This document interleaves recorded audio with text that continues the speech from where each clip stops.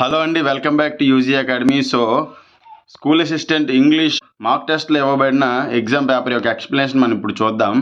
ముఖ్యంగా చెప్పాలంటే ఇది సోషల్ వాళ్ళ యొక్క ఇంగ్లీష్ మాక్ టెస్ట్. ఓకే, సరే చూసేద్దాం. First question, choose the sentence that has the correct agreement between the subject and verb. చూడండి, వర్బ్కి మరియు సబ్జెక్ట్కి సరైన అగ్రిమెంట్ ఉన్న సెంటెన్స్ ఏది అని. సో ఆప్షన్స్ చూసేద్దాం. My spectacles are lost. So answer ఏదంటే ఫస్ట్ ఆప్షనే. ఎందుకంటే agreement between the subject and verb కరెక్ట్గా ఉన్న సెంటెన్స్ ఇదే. మిగతావి ఎందుకు కాదు ఇప్పుడు చూద్దాం.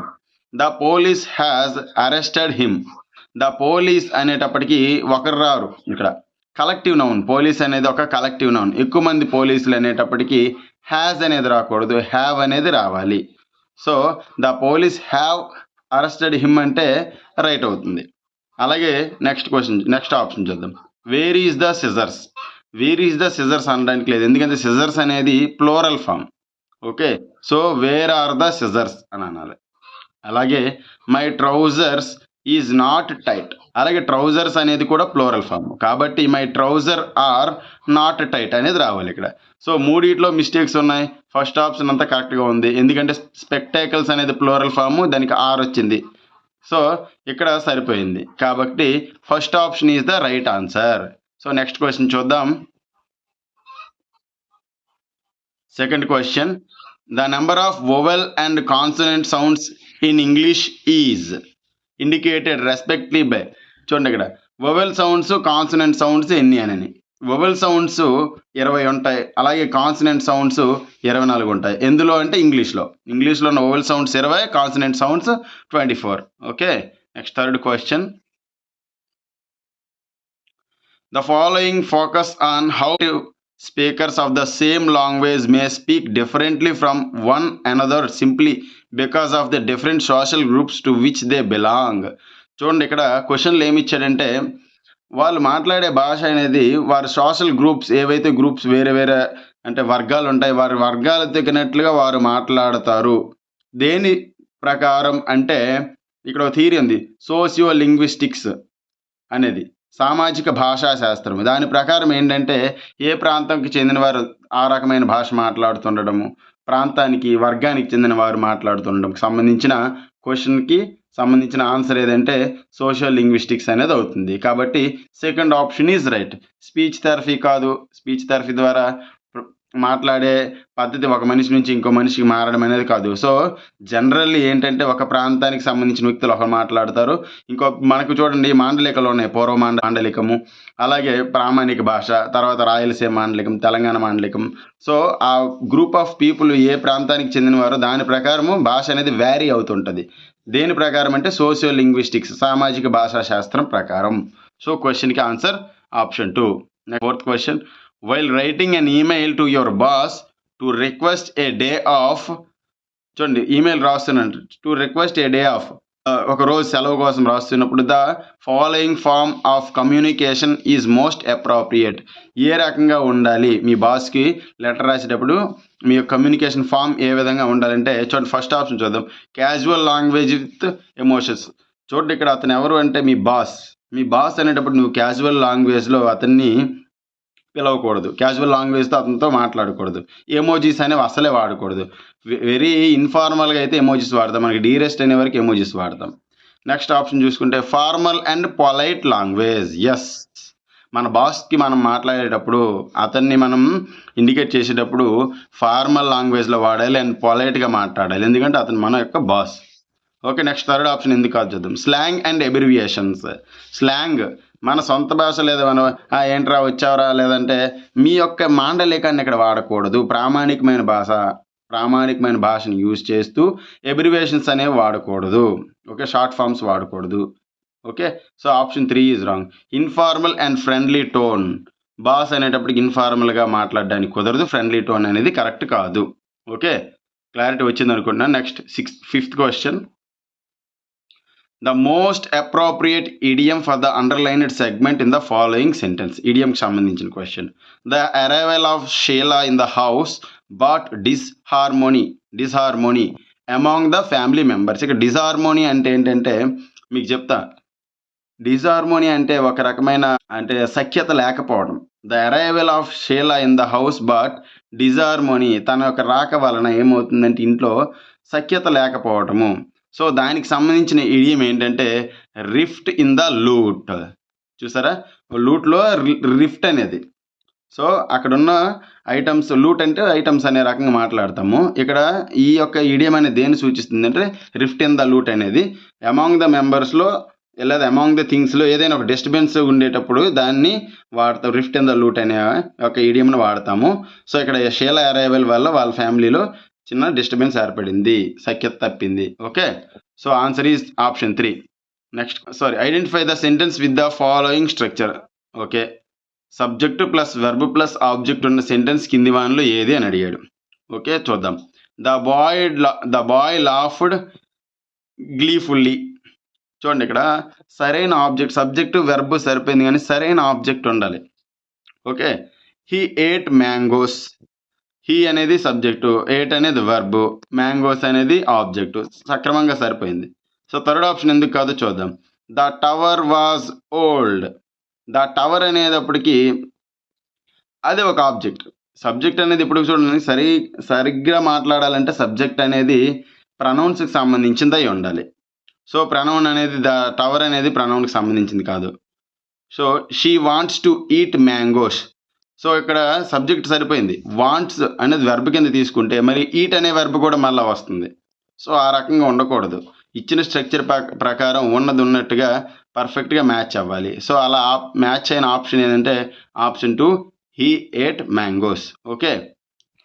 Next, the following is used to refer to a state or action which has taken place before the timing of speaking. మాట్లాడడానికి ముందు జరిగిన సంఘటనకు అంటే అప్పుడే జరిగిన సంఘటనకు సంబంధించి కింది ఏ ఆప్షన్ సరిపోతుంది అని ఇచ్చాడు. Progressive aspect, continuous aspect, future aspect, perfect aspect. చూడండి, ప్రోగ్రెసివ్ ఆస్పెక్ట్ అనేది జరుగుతూ ఉన్న పనులకు సంబంధించింది. కంటిన్యూస్ ఆస్పెక్ట్ కూడా సేమ్ థింగ్ అలాంటిదే. ఫ్యూచర్ ఆస్పెక్ట్ అంటే జరగబోవు. పర్ఫెక్ట్ ఆస్పెక్ట్ అనేది మీకు తెలుసు. పర్ఫెక్ట్ టెన్స్, పర్ఫెక్ట్ ఆస్పెక్ట్ అనేవి ఎలా ఉంటాయంటే అప్పుడే జరిగిన పనుల్ని సూచిస్తాయి. I have completed my homework అంటే నేను ఇప్పుడే నా హోంవర్క్ని పూర్తి చేశాను అన్నట్టు. Okay. So, answer is option 4 perfect aspect. Next, question number 8. The idiom a bolt from the blue indicates. చూడండి, ఇక్కడ a bolt from the blue అనేది దేన్ని సూచిస్తుందంటే an unexpected and unpleasant event అంటే అనుకోని సంఘటన, అనూహ్యమైన సంఘటన ఎదురయ్యేటప్పుడు దానికి సూచించే ఇడియం ఏదంటే a bolt from the blue. కాబట్టి ఇక్కడ ఆన్సర్ ఏదంటే option 1 an unexpected and unpleasant event. Okay. Next, Chandini said that she was very much pleased dash my work. Identify the suitable preposition. చూడండి, ఇక్కడ సూట్ అయ్యే ప్రపోజిషన్ మనం use చేయాలి. చూడండి, ఇక్కడ ఎవరైనా ఒకరు సాటిస్ఫై అయ్యారు లేదా అప్రూవ్ చేశారు అనే సందర్భాలు వచ్చేటప్పుడు ప్లీజ్డ్ పక్కన విత్ అనేది డిఫాల్ట్గా రావాలి. కంపల్సరీగా విత్ అనేది రావాలి. ఎందుకంటే చూడండి, చాందిని సెడ్ దట్ ఆమె చెప్పిందంటే she was very pleased with my work. ఆమె నా వర్క్ పట్ల చాలా సంతృప్తి వ్యక్తం చేసింది అనేది పూర్తి సెంటెన్స్. కాబట్టి ప్లీజ్డ్ విత్ అనేది రావాలి, with my work. Okay. So, clarity వచ్చింది అనుకుంటున్నాను. Next question, identify the sentence that indicates a future action. భవిష్యత్ సంఘటన సంబంధించిన ఆప్షన్ మనం చూస్ చేసుకోవాలి. The class starts in 5 minutes. 5 నిమిషాల్లో క్లాసు మొదలవ్వబోతుంది. ఆన్సర్ ఇదే, the class starts in 5 minutes. ఎందుకంటే జరగలేదు, ఇంకా జరుగుతుంది, ఇంకా 5 minutesలో జరుగుతుంది. సో, మిగతా ఆప్షన్స్ కూడా చూద్దాం. She played the match well. చూడండి, ప్లేడ్ జరిగిపోయిన సంఘటనలు, నేను దీని గురించి ఎక్స్ప్లెయిన్ చేయక్కర్లేదు. He could sing well in the competition. చూడండి, he could sing well in the competition అంటే అతడు కాంపిటీషన్లో బాగానే పర్ఫామ్ చేసి ఉంటాడు. కుడ్ అనేది పాస్ట్ టెన్స్ కదా, మీకు తెలుసు కదా, కెన్ పాస్ట్ టెన్స్ కుడ్. కాబట్టి ఇది కూడా కాదు, simple. Next, he did that. So, ఇక్కడ మొదట తెలిసిపోతుంది డిడ్ అనేది పాస్ట్ టెన్స్. మనకు ఫ్యూచర్ యాక్షన్ తెలియజేసేది అంటే option 1 the class starts in 5 minutes. Okay. Next, 11th question, mumps dash is one of the most uncomfortable disease. Mumps, గవద బిళ్ళలు అంటాము. చూడండి, గవద బిళ్ళలు అనేది ఒక వ్యాధి. అనేది అంటేనేమంటే అది ఒకటే. అంటే తెలుగులో కూడా మనం భాష మాట్లాడేటప్పుడు చక్కగానే కరెక్ట్‌గా మాట్లాడతాం. దాన్ని ఇంగ్లీష్‌లో మాట్లాడేటప్పుడు గవద బిళ్ళలు అనేది ఒక వ్యాధి అన్నామనుకోండి. గవద బిళ్ళలు అనేది ఒక వ్యాధి అంటాం గానీ, గవద బిళ్ళలు అనేవి ఒక వ్యాధి అని అనము. కాబట్టి గవద బిళ్ళలు అనేది సింగులర్. సింగులర్ అనేటప్పుడు మనం యూజ్ చేయాల్సింది ఏంటంటే వజ్ అయినా, ఈజ్ అయినా. ఓకే.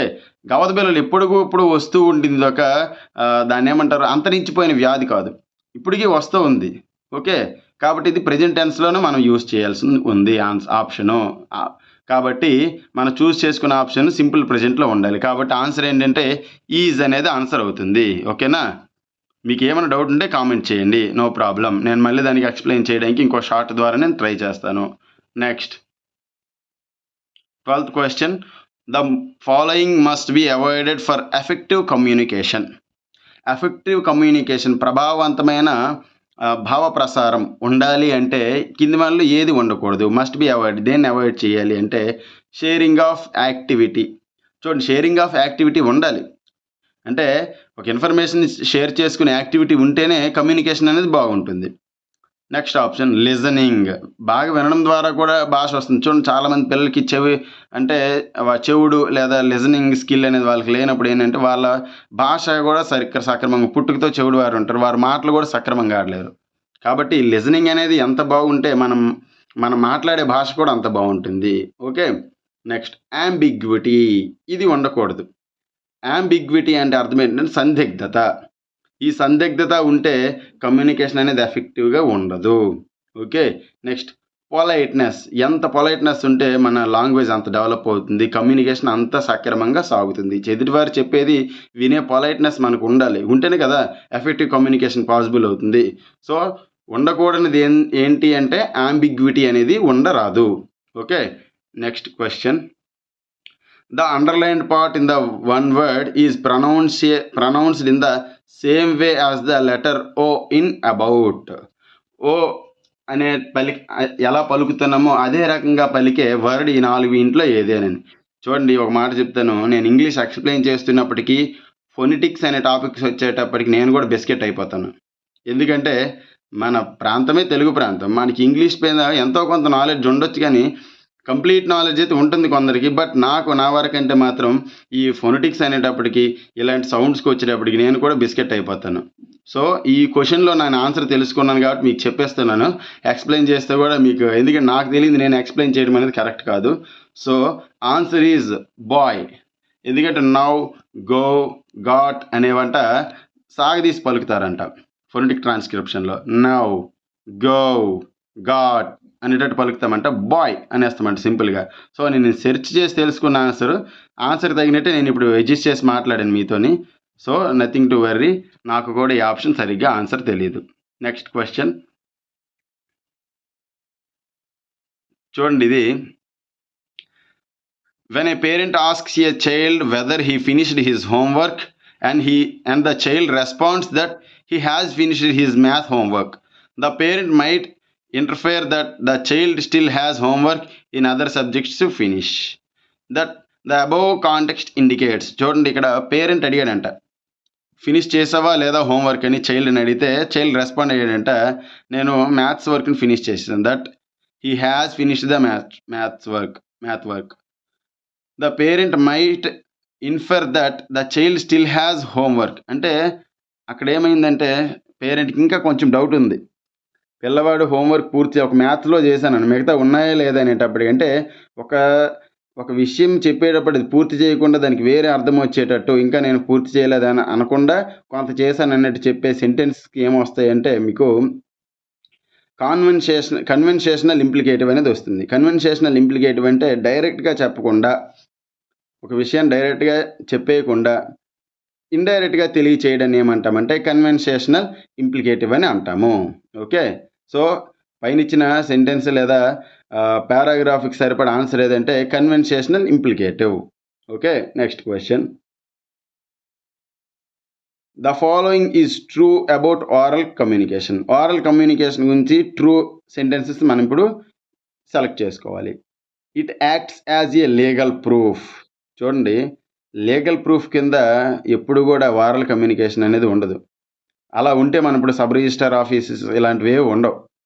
సో మనం అక్కడ ఏంటంటే అంటే లిఖితపూర్వకంగా రాసుకున్న డాక్యుమెంట్ పూర్వకంగా ఉంచుకున్న, ఎందుకంటే మనిషి ఈరోజు మాట మార్చే అవకాశం, ఈరోజు అలా ఉంటాడు, రేపు ఒకలా ఉంటాడు. కాబట్టి లీగల్ ప్రూఫ్ కింద మాట ఎప్పుడూ చెల్లుబాటు కాదు.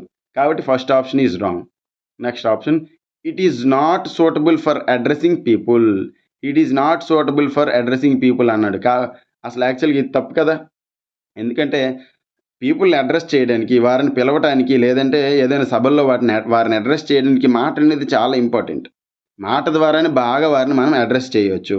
కాబట్టి ఈ సెంటెన్స్ రాంగ్. మనకు ట్రూ సెంటెన్స్, కరెక్ట్ సెంటెన్స్ అడిగారు. First option wrong, second option wrong. Third option, it is more reliable than return communication. Reliable అంటే విశ్వసనీయమైనది, విశ్వసనీయత కలది.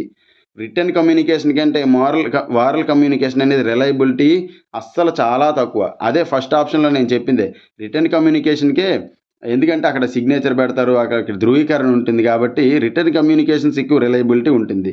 వారల్ కమ్యూనికేషన్కి అంత రిలయబిలిటీ ఉండదు, మాట మారే అవకాశం ఉంది. Fourth option, it is a kind of informal communication. Yes, it is a kind of informal. Written కంటే కొంచెం ఇన్ఫార్మల్గా ఉంటుంది ఈ మాట అనేది. కాబట్టి ఏ ఆప్షన్ కరెక్ట్ అంటే fourth option is right. It is a kind of informal communication. ఓకేనా. Next question, let's finish off what we are doing. ఆపేద్దాం వాట్ వీఆర్ డూయింగ్. మనం ఏం చేస్తున్నామో అది ప్రస్తుతానికి ఆపేద్దాం. Identify the correct question tag of the sentence above. చూడండి, పైన ఇచ్చిన క్వశ్చన్ ఏంటంటే ఒక సజెషన్. మనం చేస్తుంది ఇంకా ఆపేద్దాం. లెట్స్ అనేటప్పుడు వచ్చేటప్పుడు మోస్ట్ ప్రాబబ్లీ సజెషన్ అవుతుంది.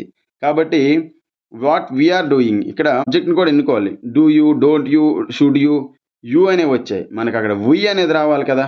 సో ఈ యొక్క సింపుల్ లాజిక్తో కూడా మనం ఆన్సర్ చేయొచ్చు, షల్ వుయ్. ఎందుకంటే సెంటెన్స్లో ఏముందో దాని ప్రకారం ఇక్కడ క్వశ్చన్ ట్యాగ్ మ్యాక్సిమం సెంటెన్స్లో ఉన్న సబ్జెక్టు రిపీట్ అవ్వడానికి అవకాశం ఉంటుంది, కొన్ని రేర్ కేసెస్లో తప్ప. Okay, so answer is option 4, shall we. Next question, choose the proverb that means it is important to be prepared for unexpected events.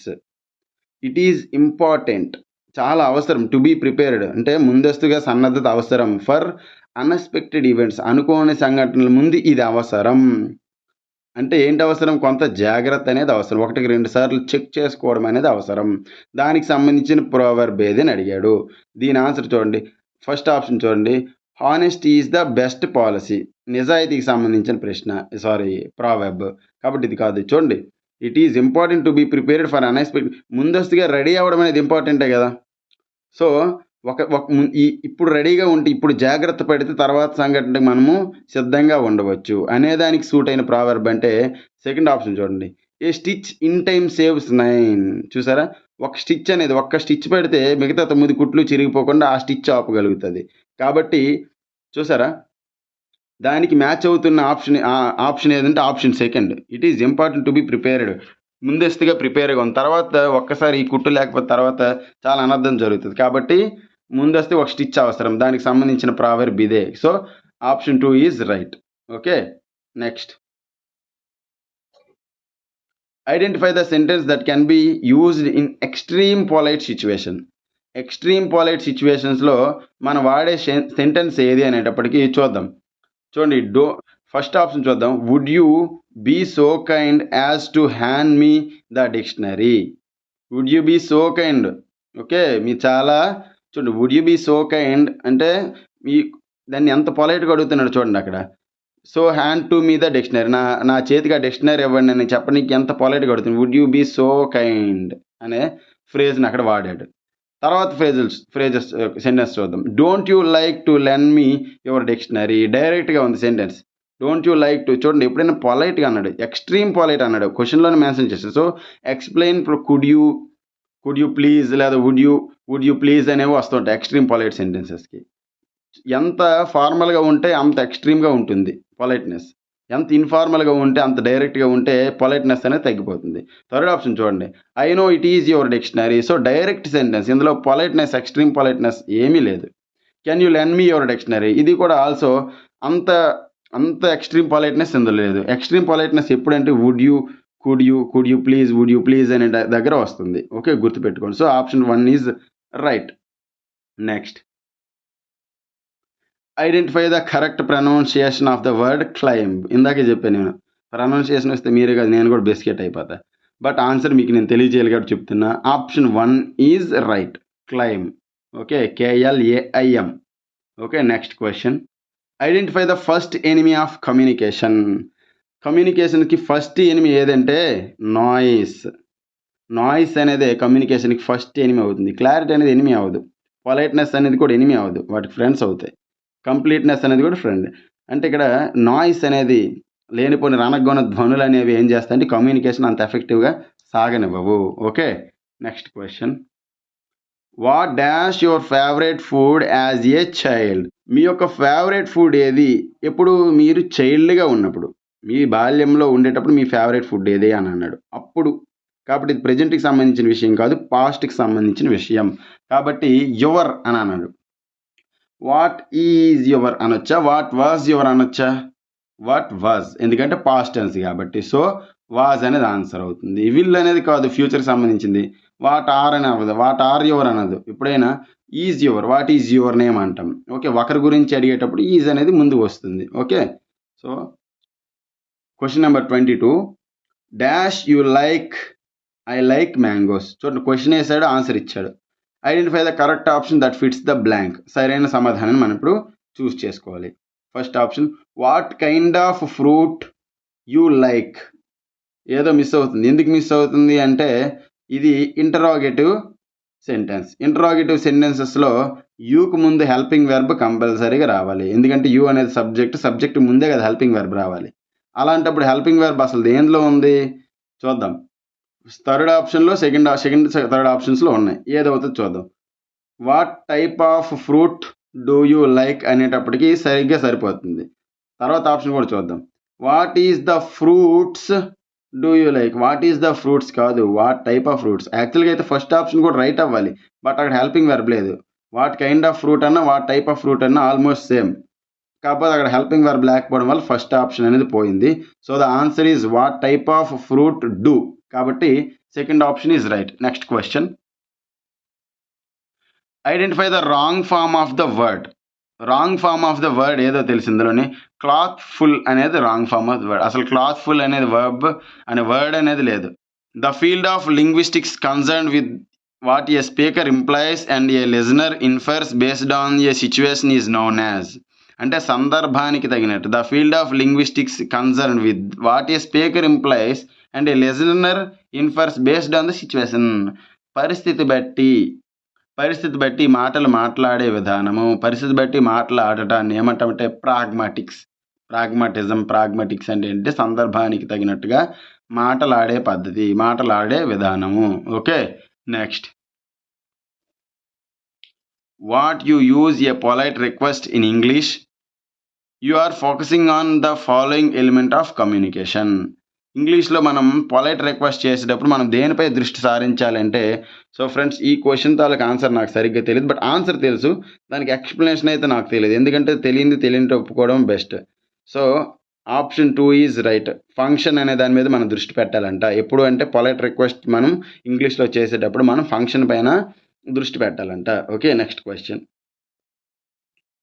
Identify the primary function of communication in a business meeting. Business మీటింగ్లో primary function ఏదో తెలుసా? చూడండి, first option చూద్దాం. To entertain the ఆడియన్స్ని entertain చేయడానికి మనం business చేస్తే మనకి ఏం మిగిలేదు, ఏముండదు, పోయేది తప్ప. టు బిల్డ్ రిలేషన్షిప్స్కి బిజినెస్కి అస్సలు రెండు opposite words. Third option, to share information and make decisions. Yes, మన యొక్క సమాచారాన్ని పంచుకోవడానికి మరియు కొత్త నిర్ణయాలు తీసుకోవడానికి ఉపయోగపడేదే బిజినెస్ మీటింగ్స్ మెయిన్లీ. ఓకే, పర్పసే అది. Fourth option, to express personal feelings బిజినెస్లో తావు లేదు. కాబట్టి option 3 is right. Okay, next. Okay, thank you. So 26 questions వరకు ఉన్నాయి. నేను 26 క్వశ్చన్స్ని ఎక్స్ప్లెయిన్ చేయడం జరిగింది. ఈ వీడియో కానీ మీకు నచ్చినట్లయితే ఖచ్చితంగా లైక్ చేయండి, షేర్ చేయండి, సబ్స్క్రైబ్ చేయండి. Thanks for watching this video. Please like, share and subscribe UG academy.